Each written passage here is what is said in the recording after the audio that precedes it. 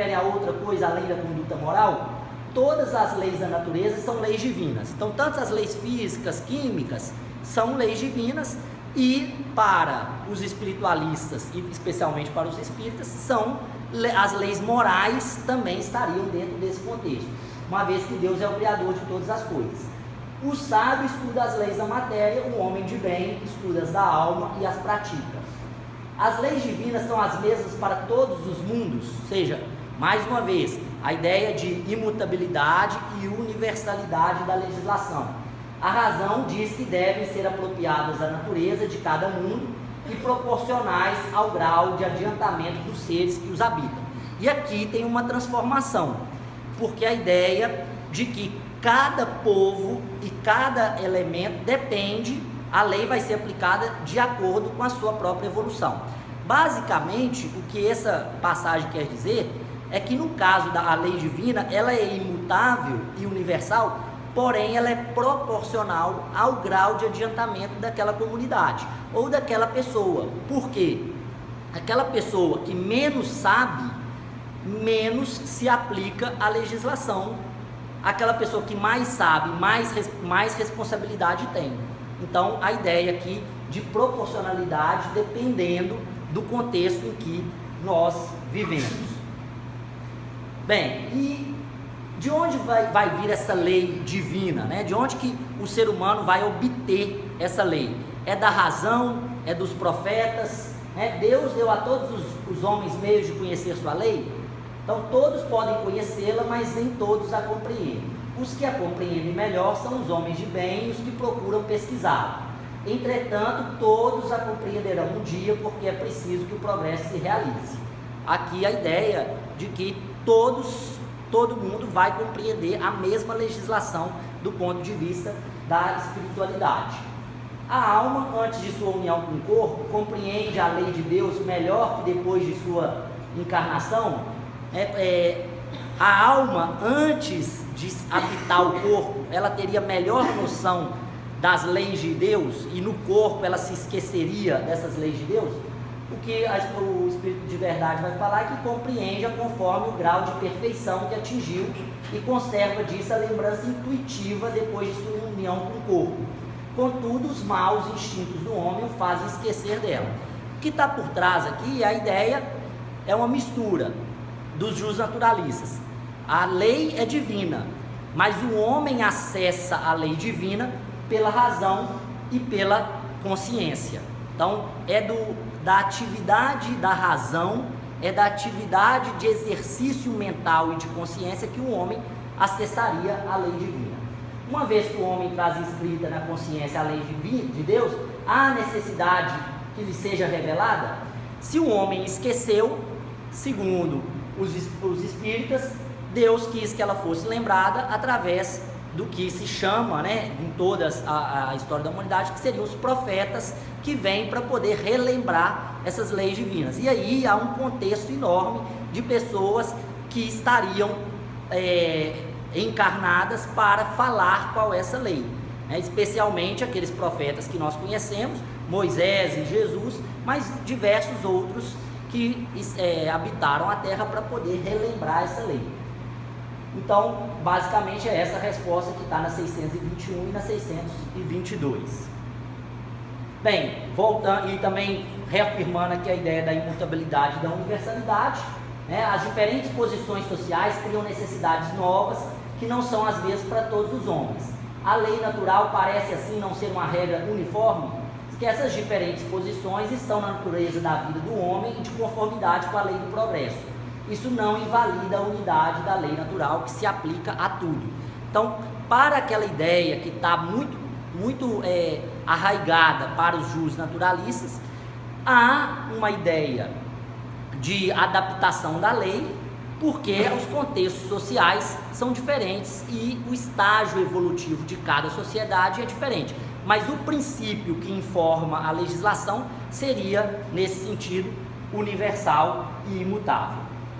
Bem, então, falando aqui dessa primeira distinção, né, entre os justpositivistas e os justnaturalistas, e mostrando que a doutrina espírita, nesse ponto específico, ela é adepta do justnaturalismo. Na academia jurídica, o justnaturalismo não tem mais muita preponderância. O que a preponderância nos estudos é do justpositivismo, justamente porque há um recorte entre a ideia de religião e a ideia do direito, a ideia da espiritualidade e a ideia do materialismo.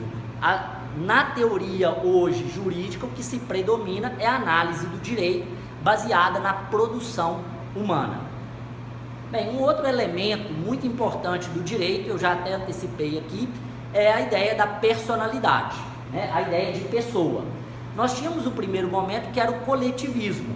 Você não pertencia a você, você pertence a uma coletividade. Logo, tudo que você faz e tudo que você recebe é dentro dessa coletividade, seja a figura da família, seja a figura do estado ou da cidade qual você pertence. Então é muito comum nós vermos em filmes, séries, livros que retratam a antiguidade, um filho tendo que pagar o débito do pai, ou alguém sendo dado, né, um filho sendo dado em pagamento de uma dívida, porque aquele filho ele não tem personalidade reconhecida, ele é uma coisa, logo ele pode ser dispensado diante da realidade.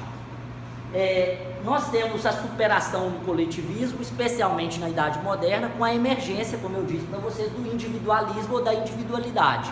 Eu tiro o foco da religião, eu tiro o foco de Deus e passo a ter um foco na pessoa, né, que é o antropocentrismo, que é a ideia do nascimento aí da individualidade. Nesse momento, é lógico que não é o reconhecimento da individualidade de todos, mas inicia-se um processo de identificação da pessoa. Isso é muito importante, porque basicamente quase todos os debates jurídicos que nós temos a respeito de personalidade indicam se a pessoa é ou não portadora de direitos, ou seja, se ela possui personalidade. Então, por exemplo, a discussão a respeito do feto, dos direitos do feto, está no reconhecimento de personalidade dele ou não. Porque se você não reconhece personalidade ao feto, ele não é um detentor de direitos e deveres, logo ele não é uma entidade a ser protegida pelo direito. O mesmo vale para os animais. Se eu não reconheço personalidade ou individualidade para os animais, eu não resguardo a ele nenhum tipo de direito. Os direitos dos animais seriam nada mais do que o direito dos homens de ter um meio ambiente sadio, adequado. Então a ideia de personalidade é muito importante. E um terceiro momento, que é uma discussão mais recente, é esse eu além da matéria. Se eu preciso resguardar a memória das pessoas, se eu preciso resguardar a vinda de algum ser. Então eu tenho agora, né, as pesquisas com célula-tronco que estocam óvulos, estocam embriões para depois, conforme a conveniência humana, fazer com que aquele embrião vire uma pessoa. Ou seja, é preciso resguardar direitos àquele embrião. Qual que é a natureza dos direitos que nós vamos resguardar? Vai depender então da nossa perspectiva a respeito da matéria e a respeito do eu. O eu está ali, se é uma pessoa, se nós encaramos aquilo ali como uma pessoa, nós precisamos resguardar direitos. Se não, é mais fácil você fazer o descarte, porque é simplesmente uma coisa. Esse debate é muito importante e ele vai permear, né, os principais debates de direitos individuais, os direitos civis da contemporaneidade. E aí entram o caso dos negros, o caso das mulheres, o caso dos homossexuais. Para vocês terem uma ideia, em 1916, o Brasil ainda reconhece a mulher como relativamente capaz. Ou seja, ela tem uma personalidade restrita, ela não tem uma personalidade plena como do homem. Muito pouco tempo atrás, 100 anos. Então essa discussão não é uma discussão de muito tempo. Uma outra questão é a autonomia da vontade. Até que ponto nós podemos assegurar às pessoas escolhas sobre o que elas vão fazer ou não? Então, nesse ponto, nós temos a discussão do livre-arbítrio, e para os espiritualistas, os espíritas aqui no caso, a resposta que é dada é que, olha, a cada tempo aumenta-se o livre-arbítrio conforme a consciência aumenta. Então vai estar por trás aí discussões relativas à legalização de drogas, à legalização de aborto e outros tipos de liberações que o direito faz para que as pessoas escolham relativamente os seus próprios destinos. Vai depender muito do que nós vamos encarar como autonomia da vontade. Bem, vou até fazer um fechamento aqui. O Goldberg é um cientista, ele fez pesquisa com crianças a respeito da moralidade. Então ele estabeleceu 3 níveis de moralidade na sociedade contemporânea, que o primeiro nível seria um pré-convencional, é o que é próprio das crianças, estaria orientado pela punição, obediência. Então, como é que eu educo uma pessoa que está, nesse caso uma criança, que está no nível pré-convencional? Eu atribuo para as ações dela uma penalidade.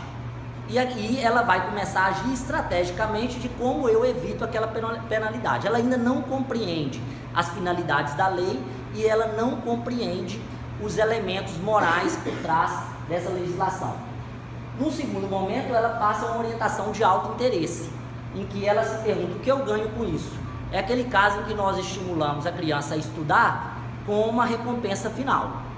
Então eu trago para ela uma recompensa. No nível convencional, eu tenho um acordo interpessoal, conformidade, ou seja, normas sociais, em que eu me oriento pela conduta da coletividade, mas aí o meu pressuposto não é só uma recompensa direta, eu passo a me pautar por padrões convencionais, como um bom moço, uma boa moça, eu sou um profissional dedicado, o que eu espero de um juiz, o que eu espero de um advogado. Uma orientação, no quarto momento, orientação pela manutenção da ordem social e da autoridade. Então a lei, as pessoas respeitam a lei por uma questão de autoridade e por uma questão de moralidade, é aquela ideia da lei e da ordem. E no nível pós-convencional, eu já começo a pensar no contrato social. Eu respeito a lei não só porque ela é uma autoridade, mas porque eu realmente me engajei numa formulação de um contrato. Então eu preciso respeitar aquele contrato. E aí a lei passa a ser um mero instrumento de relação social. Eu respeito mais os princípios que estão por trás daquela lei. Eu levo em conta a boa fé, eu levo em conta o que está por trás das intenções, e por fim eu busco, no sexto momento, os princípios éticos universais, que é uma consciência que é principiada. O que é uma consciência principiada? É aquela consciência em que eu pauta a minha conduta pelos princípios éticos daquela sociedade, nem sempre pela lei, mas pelos princípios éticos daquela sociedade. Bem, esses são os níveis que são utilizados para se definir a moralidade de uma pessoa, mas tem sido utilizado pelo direito para medir o nível de uma sociedade. As sociedades pré-convencionais, elas são sociedades que requerem uma punição maior. As sociedades que estão no nível convencional, elas se pautam então por essas ideias das normas de convenção social. E numa sociedade pós-convencional, os indivíduos se engajam na sociedade, se inserem na sociedade mais ligados a ideias voltadas à ética, aos acordos que eles firmaram, à boa fé das partes. Esses 3 níveis nós identificamos na evolução da legislação. A legislação ela deixa de ser meramente punitiva e passa a resguardar princípios. No campo do direito processual e no campo do direito criminal, nós temos, por exemplo, o caso da evolução da solução de conflitos. Antes nós tínhamos uma força muito grande no direito penal, nós passamos por uma força muito grande do direito civil, que é de ordem econômica, e agora nós temos o desenvolvimento de técnicas de conciliação, de técnicas de mediação, de técnicas de autocomposição do conflito, em que o indivíduo faz parte da solução do problema dele. Esse grau de mediação, de participação na resolução do conflito só é possível de ser alcançado no estágio pós-convencional. e também vai mudar aí a forma como os atores do direito vão se relacionar. O advogado deixa de